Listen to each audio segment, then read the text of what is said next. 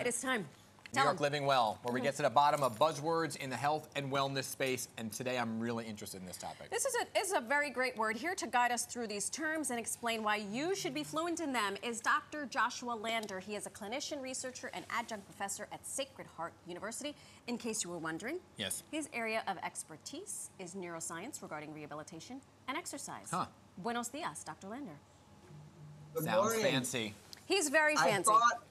I thought I was going to be on New York Living Well, and I see I'm on Manna and Madi in the morning. Yes, exactly. You are a Manna and Madi in the morning.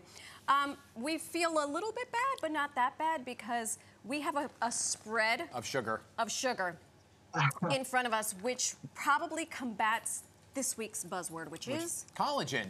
Yeah. I feel like this is in so many things. Yes.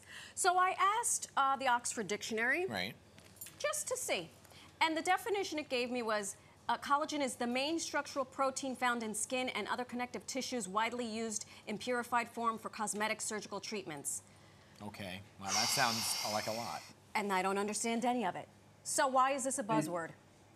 And yet you were an English major. So you guys know each other? Exactly right. Collagen is one of the most abundant proteins in the body. It makes up the precursor of bone and the tendons that connect muscles and also ligaments. So, and it's also the structural component of skin, as you said, of the underlying skin layer, as well as help support our organs. So an abundant protein in the body, definitely. Okay. So here's the thing, right? Because you look into all these supplements, you're taking the collagen powders. How do we maintain collagen? Are we born with a certain amount that then kind of fades out of existence? Yeah. There is some certain genetic components to the quality of collagen. That's certainly the case. The important thing about collagen is a protein. It doesn't recycle as well as other proteins in the body and other tissues of the body. In other words, so the liver cells, the superficial layers of the skin, they recycle very well. They heal very well. Collagen does not recycle well. So it's a lot of what you have for a lifetime is what you're going to have for a long time. Okay, so you're born with it, and then it starts to say bye-bye, man. At what age? So, at what age are we saying goodbye? So Aaron Rodgers just tore his Achilles tendon. Yes. And everyone's flipping out. Obviously, it's a devastating injury.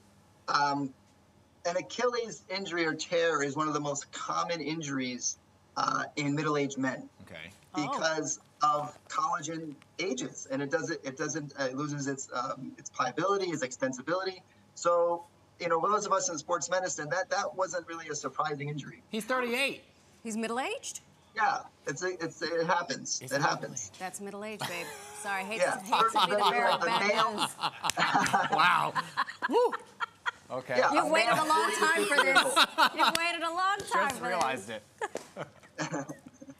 So that injury is common for middle-aged men, but how does the collagen factor into it? Right. Well, because the Achilles tendon is one of the most abundant proteins of the tendon would be collagen, and collagen doesn't age well. So for the general population, to keep healthy collagen, it's really the foundational health parameters or health factors that we've talked about previously: nutrition, hydration, sleep. Right.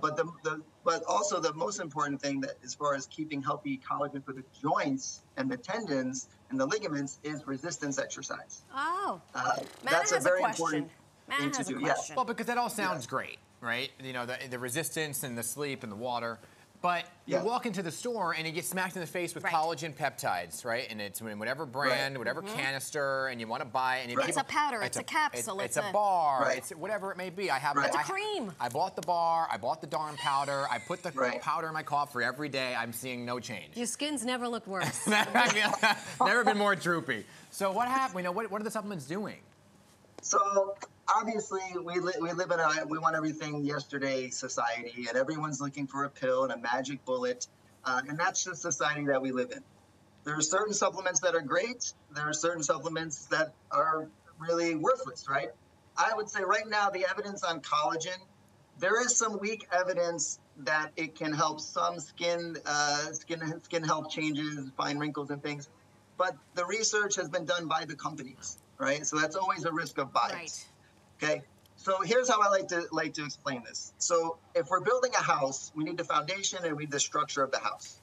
Those are all the things that we've talked about with nutrition and hydration and sleep and exercise, right?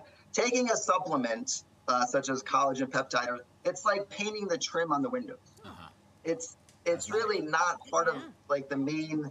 It's not going to move the needle that much. It's not going to keep the house standing for 100 years. Exactly. And this is a very important point that I like to teach people, is oftentimes supplements, the research from supplements is based on people that have disease or that are infirmed. But yet then people like to apply that to the general healthy population for prevention. And that is not correct. Because you're not diseased, nor are you infirmed. Right. But you are middle-aged. Welcome. So for collagen, let's say collagen for certain injuries, osteoporosis, arthritis, there is some other mild, I'll call it weak research that shows some benefit. But those research papers were also, they took collagen plus exercise. Right. Okay. So the exercise is still the low-hanging fruit. Right. For our viewers and for our friends, we know a lot of people here who use protein or who use collagen powder. Should they stop? Should they not? If it's not hurting them? Yeah, it doesn't kill you. I will never tell somebody to stop doing something that they think is working for them. I think that's malpractice. Yeah. As long as they're not really putting themselves in any financial difficulty or it's unsafe, right? So we see now it's not unsafe. There is some mild evidence, but for me, it doesn't really move the needle that much, in my opinion. Yeah. Okay. Yeah, I'm 10 years into an under eye cream that hasn't done nothing, so I'll just keep trying. You need more sleep, Dan. I was going to say, how much collagen do you have? Because your skin has never looked better. Do you see this guy? I mean, this guy looks well rested. He has not a wrinkle on him. Gosh, I wonder who takes care of him. Dr. Landry, always a pleasure. Thank you for your time. We can talk about the other supplements that I think would be more helpful another time. Well, okay. Well, you'll be here next week. Thank you so much for your time Thank you. and energy. Thank you. Mwah. Thank you. Follow Dr. Landry on Instagram or Threads.